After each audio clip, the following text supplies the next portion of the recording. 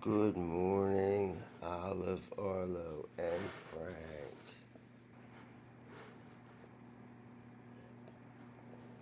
Grandpa coming to you from Jacksonville Beach. And we're watching sunrise at the beach. I would normally be down there, but I'm laid up with another torn Achilles. So, sucks getting old. But hey, at least I'm alive. Not only am I alive, but I've been alive long enough to share with you guys the books of Revelation and Genesis. We just finished up with Genesis last time. Excuse me. And we're going to continue now into the book of Matthew. The first chapter of Matthew doesn't describe the birth of Jesus right away. What it tells you about is the lineage of Jesus. In Genesis, we looked at genealogies of people. And the most important one was the genealogy of Abraham. From Abraham came Isaac and then Jacob, and then they went into Egypt. Jacob and Joseph died in Egypt. So the next thing we're going to do when we get back to the Old Testament is look at the book of Exodus and see what happens to the children of Israel when they get there. But here, we're going to look at how Jesus is a descendant of David and of Abraham. So let's get started. Genesis chapter 1. This is the record of the genealogy of Jesus Christ, the son of David, the son of Abraham. Abraham was the father of Isaac, Isaac the father of Jacob, Jacob the father of Judah and his brothers. So now we're going to go, when we were in Genesis, it seemed like the most important son of Jacob was Joseph, but it was Judah. The three before Judah had done things that kept them from getting the birthright. One of them slept with one of his dad's concubines, and the other two went into this village in Shechem and they killed everybody. They took the women, I think. They hamstrung the horses and they killed the men. So Judah is the one that's in the line of succession. So we're going to see that Judah is the one that we're going to go through the genealogy of.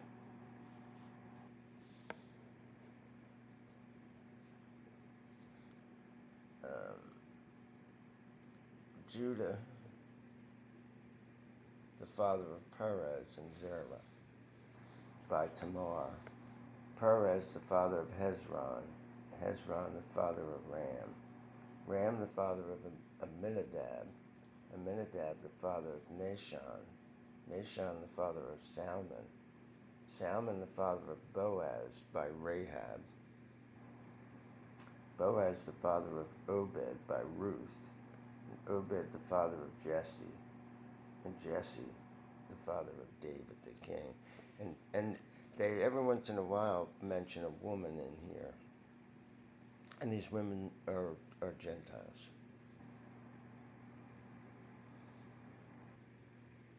David was the father of Solomon by the wife of Uriah. Solomon, the father of Rehoboam. Rehoboam, the father of Abijah. Abijah, the father of Asa. Asa, the father of Jehoshaphat. Jehoshaphat, the father of Joram. Joram, the father of Uzziah. Uzziah, the father of Jotham. Jotham, the father of Ahaz. Ahaz, the father of Hezekiah. Hezekiah, the father of Manasseh. Manasseh, the father of Ammon. Ammon, the father of Joseph. And these are all kings of Israel. We'll be getting into them in the books of well, it starts, I guess, in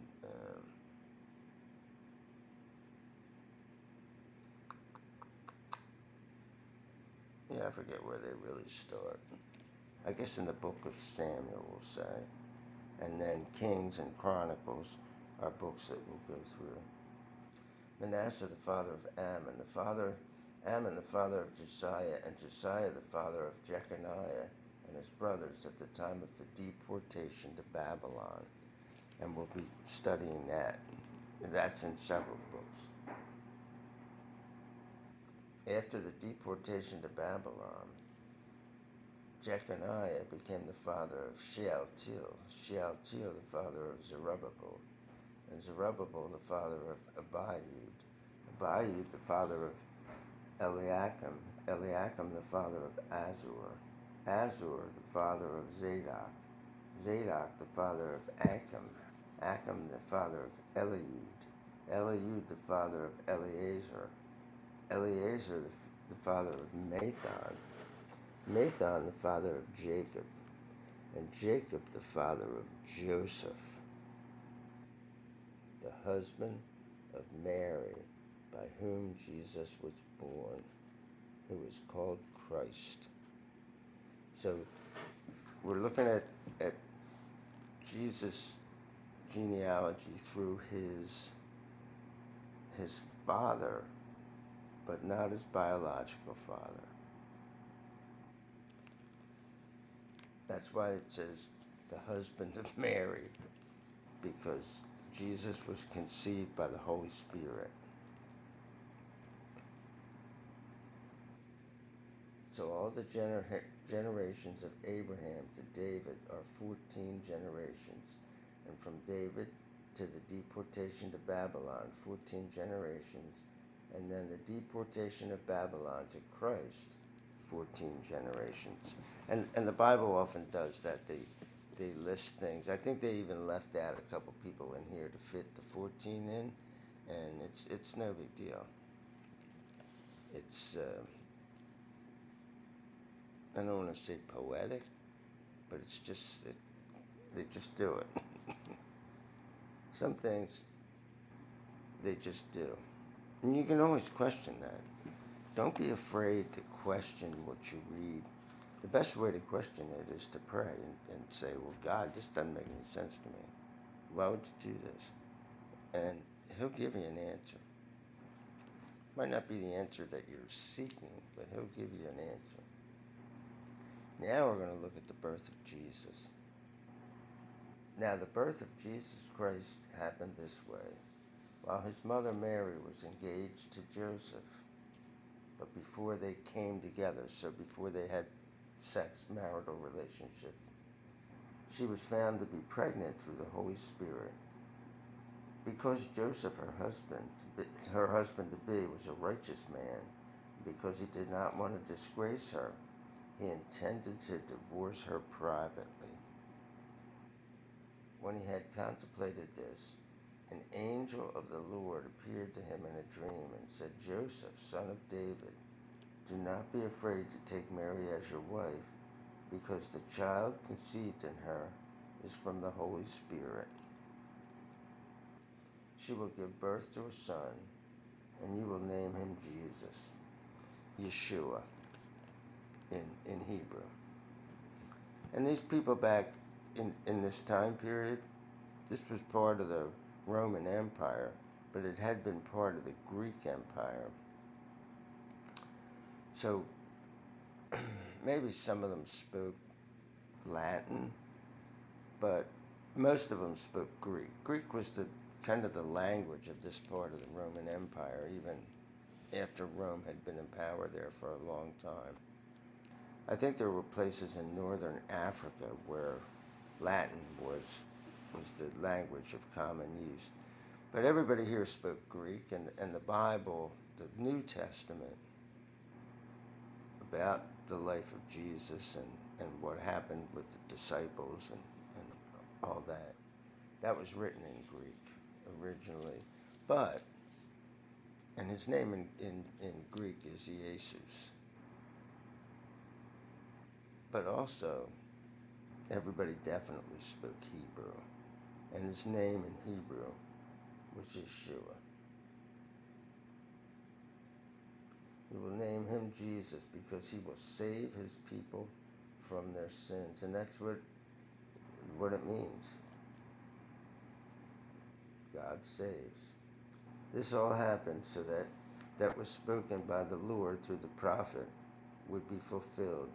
Look, the virgin will conceive and bear a son, and they will call him Emmanuel. And Emmanuel means God with us. And the prophet they're talking about is Isaiah, which means God with us. When Joseph awoke from sleep, he did what the angel of the Lord told him. He took his wife, but did not have marital relations with her until she gave birth to a son, whom he named Jesus. So we see that there was a way for God to keep the line pure. Remember the times that Abraham and Isaac said, "Oh yeah, that's my sister."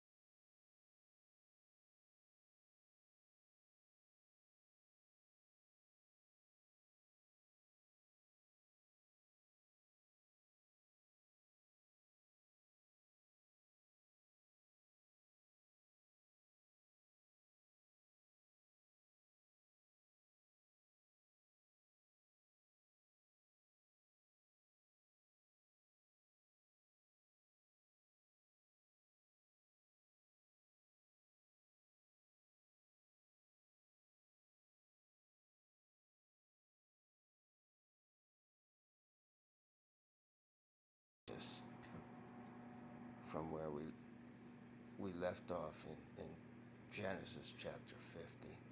So until then, peace out.